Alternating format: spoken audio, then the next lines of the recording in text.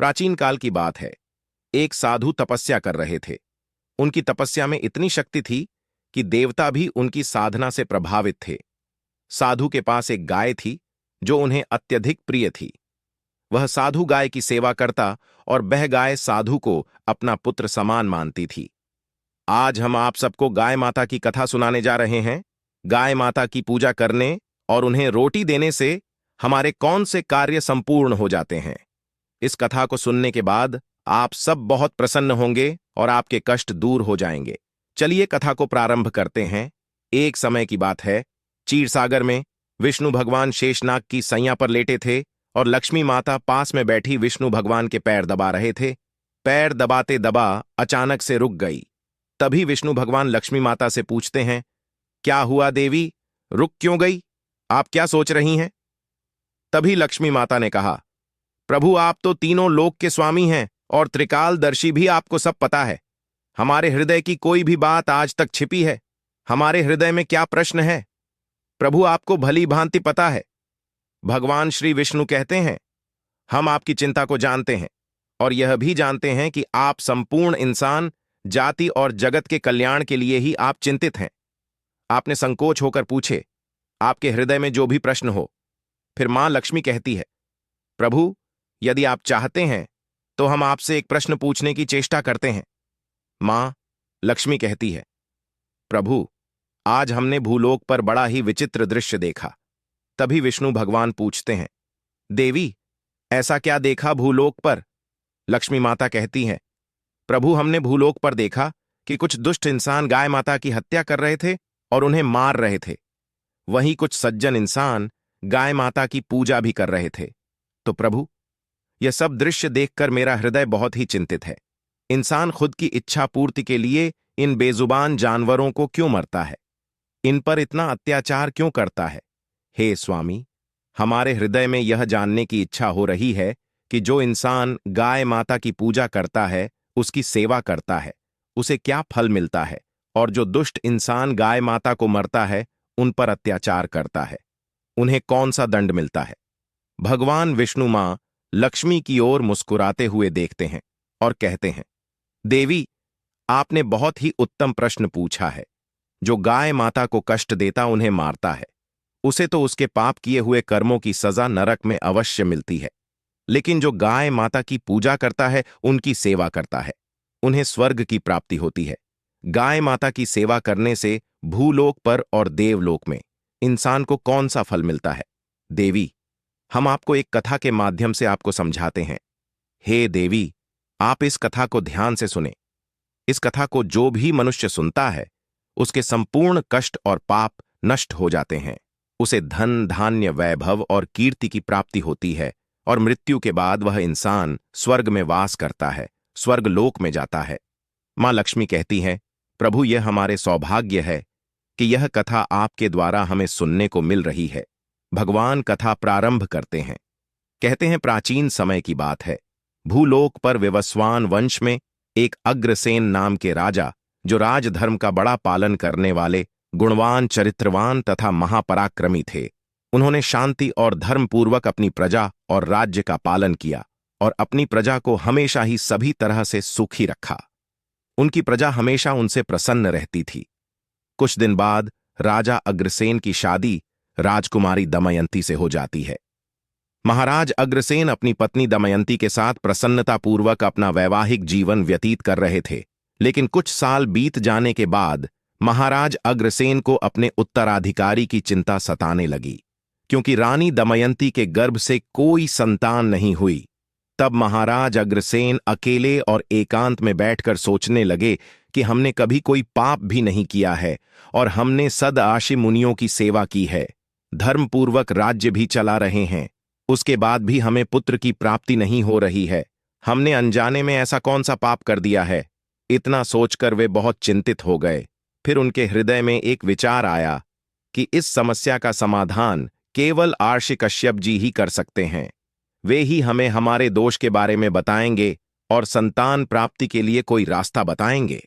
इतना सोचकर राजा अग्रसेन और रानी दमयंती के साथ आर्षि कश्यप जी के कुटिया पर पहुंच गए। कुटिया पर वशिष्ठ जी नित्य कर्म करके ध्यान लीन में बैठे थे उसी समय राजा अग्रसेन रानी के साथ उनके पास जाते हैं और उनका दर्शन करते हैं। राजा अग्रसेन और रानी ने आर्षि कश्यप के चरण स्पर्श किए और आशीर्वाद प्राप्त किया। आर्षि कश्यप ने उनका कुशल मंगल पूछते हुए उन्हें आशीर्वाद दिया। फिर आर्षि कश्यप कहने लगे, हे राजन, सब कुछ मंगल तो है ना? आप और रानी दमयंती का आज अचानक वन में हमारी कुटिया में पधारने की ऐसी क्या जरूरत पड़ गई है? किस कारण से एक महान राजा को अपना राज्य छोड़कर इस वन में आना पड़ा? व्यवस्वान कुल के सभी राजा महाराज अपनी उम्र के अंतिम दिनों में अपना राज्य अपने उत्तराधिकारी को सौंपकर तपस्या करने के लिए वन में आते हैं, लेकिन आप तो अभी भी नवयुवक हैं।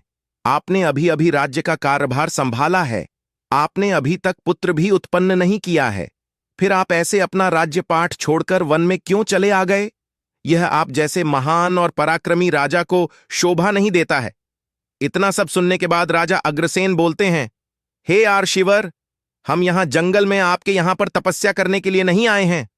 आर्षिवर, हम आपके पास सहायता मांगने के उद्देश्य से आए हैं। कृपया आप मेरा मार्गदर्शन कीजिए, हम बहुत कष्ट में हैं। फिर कश्यप ऋषि कहते हैं, हे राजन, आपके जैसे महान राजा को भला किस बात के लिए मेरा मार्गदर्शन चाहिए? फिर राजा अग्रसेन बोलते हैं, आर्षिवर, आप तो खुद ही त्रिकालदर्शी हैं। आपको भली भांति पता हो गया होगा कि हम किस प्रयोजन से आपके पास आए हैं। आर्षि कश्यप राजा अग्रसेन की बातें सुनने के बाद मुस्कुराते हुए कहते हैं, हे राजन, आप चिंतित ना हो, हम अवश्य आपकी सहायता करेंगे। फिर कश्यप ऋषि अपनी दिव्य दृष्टि से महाराज अग्रसेन के भूतकाल में हुए पापों को देखने लगते हैं तो उन्हें राजा की एक भूल के बारे में पता चलता है।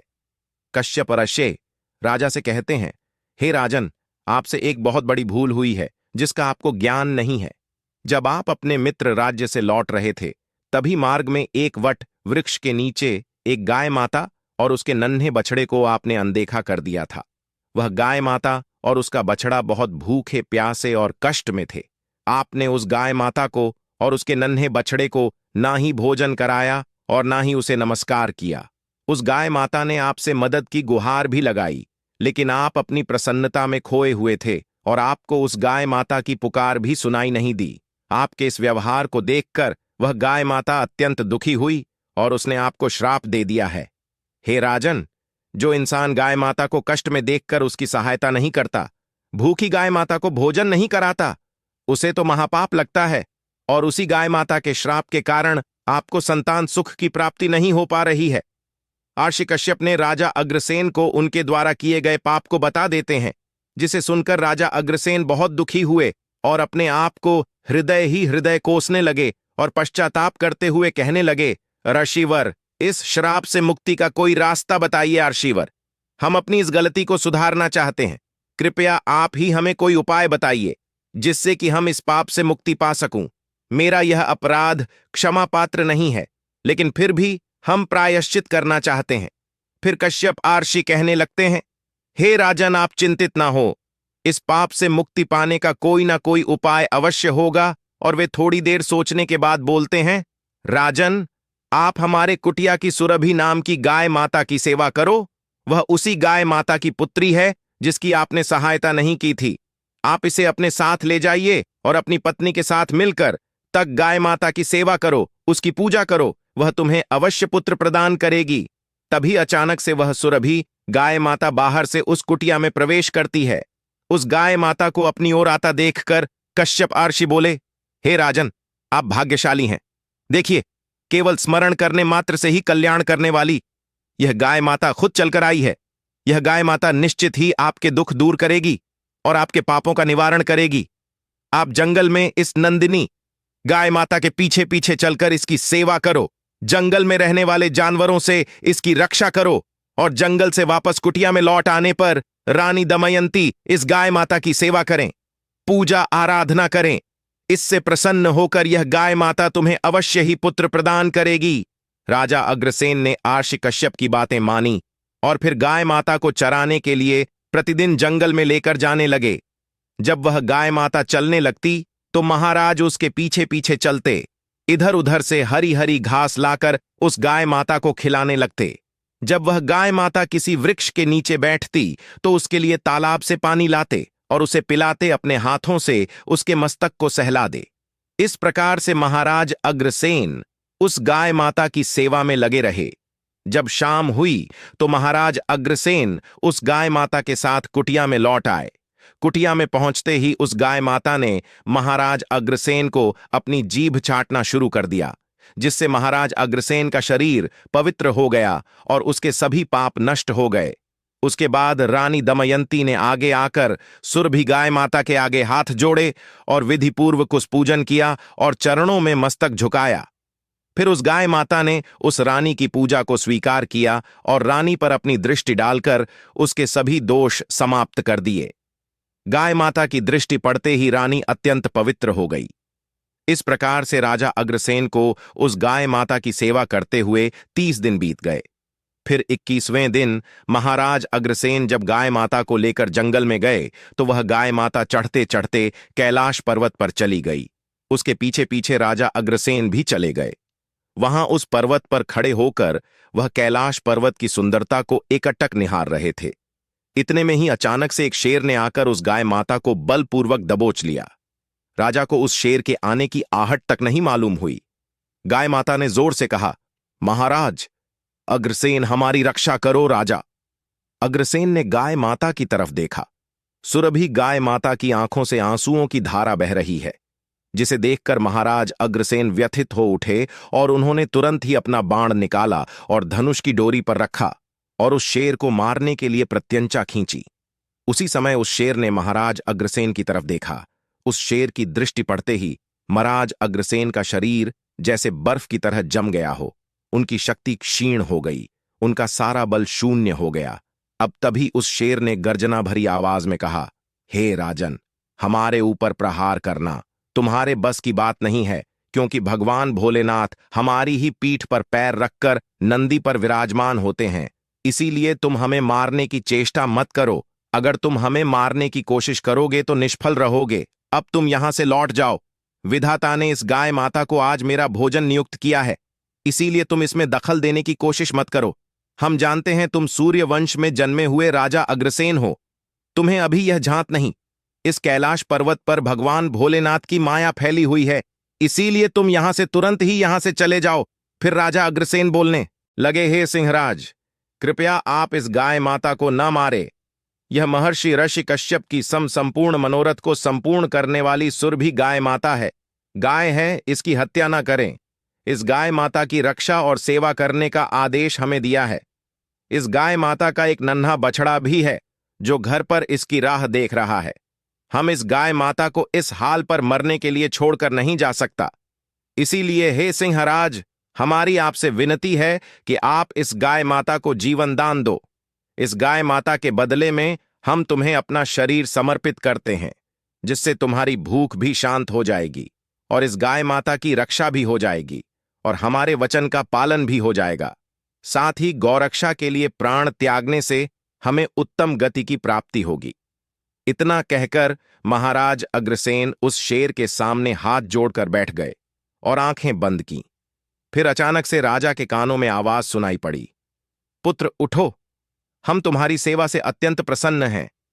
यह सुनकर महाराज अग्रसेन उठ खड़े हुए और उन्होंने अपने सामने उस गाय माता को देखा और वह शेर कहीं दिखाई नहीं दे रहा था।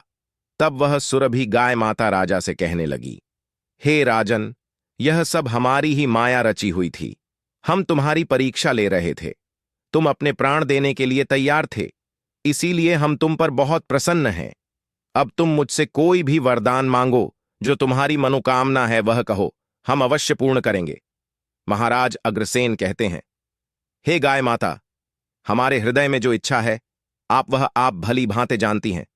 कृपया आप हमें पुत्र प्राप्ति का वरदान दीजिए, हमारी यही कामना है। फिर उस गाय ने कहा, हे बेटा, तुम पत्ते के धोने में मेरा दूध लेकर उसका पान करो, इससे तुम्हें अत्यंत बुद्धिमान और गुणवान पुत्र की प्राप्ति होगी। महाराज अग्रसेन कहने लगे, हे, अब आप हमारे साथ कुटिया पर चलिए और हम आपकी पूजा आराधना करके तथा हमारे अनुष्ठान को पूरा करके आपके अमृत समान दूध का पान करना चाहते हैं। उसके बाद राजा अग्रसेन उस गाय माता को साथ लेकर कुटिया चले गए। कुटिया में पहुंचने पर रानी दमयंती ने आगे आकर उस गाय माता का पूजन किया। तब उस गाय माता ने कहा, हे महारानी, आप हमें स्पर्श करें, इससे आपको अत्यंत गुणवान और विद्वान पुत्र की प्राप्ति होगी। फिर महारानी ने गाय माता को स्पर्श किया। महाराज और महारानी ने उस गाय माता की विधिवत पूजा आराधना की और उनके अमृत के समान दूध को प्रसाद समझकर ग्रहण किया। कश्यप आर्षि कहने लगे, हे राजन, अब आप अपने पाप से मुक्त हो चुके हैं। अब आपकी मनोकामना अवश्य संपूर्ण होगी। जो भी मनुष्य गाय माता की सेवा करता है, उसे भोजन कराता है, उसकी पूजा करता है, उसके सभी काम सफल होते हैं। जो भी गाय माता की रक्षा करता है, उसकी कभी दुर्गति नहीं होती है। मृत्यु के बाद वह स्वर्ग में जाता है और भगवान के दर्शन करने का सौभाग्य उसे प्राप्त होता है। जो इंसान गाय माता का दूध पीता है, वह ऐस भी रोगों से दूर रहता है। जो गाय माता का दान करता है, उसे मोक्ष की प्राप्ति होती है। जो महिला रोज गाय माता को रोटी खिलाती है, वह सौभाग्यशाली बन जाती है। गाय माता संपूर्ण पापों का नाश करने वाली और सभी मनोरथ को संपूर्ण करने वाली है। अतः हमेशा इसकी रक्षा और पूजा करनी चाहिए। इतना करने ही इंसान सभी कार्य सफल होते हैं। उसकी दरिद्रता और निर्धनता समाप्त हो जाती है। फिर विष्णु भगवान कहते हैं, हे लक्ष्मी, इस प्रकार से महाराज अग्रसेन द्वारा गाय माता की सेवा करने से उन्हें 2 पुत्र और 3 कन्याओं की प्राप्ति हुई। भक्तों, आप भी प्रतिदिन गाय माता की सेवा करें, गाय माता को रोटी खिलाएं, गाय माता की इन पापियों से रक्षा करें। आपके भी सभी कार्य सफल होंगे। हिंदू धर्म में गाय को माता का दर्जा दिया गया है और उसे बहुत पवित्र माना गया है। गाय को माता मानने के पीछे कई धार्मिक और आध्यात्मिक कारण हैं। वांग विष्णु जी। हिंदू मान्यताओं में भगवान विष्णु पालनहार हैं और सृष्टि का संरक्षण करते हैं। गाय को उनका रूप या उनसे जुड़ा हुआ माना गया है, क्योंकि गाय सभी को अपने दूध और अन्य उत्पादों से पोषण देती है, जैसे विष्णु सभी की रक्षा करते हैं। डू लक्ष्मी माता। लक्ष्मी देवी को धन, समृद्धि और वैभव की देवी माना जाता है। गाय का संबंध लक्ष्मी से इस रूप में भी जोड़ा जाता है कि गाय के दूध, घी आदि से घर में संपन्नता और शांति बनी रहती है।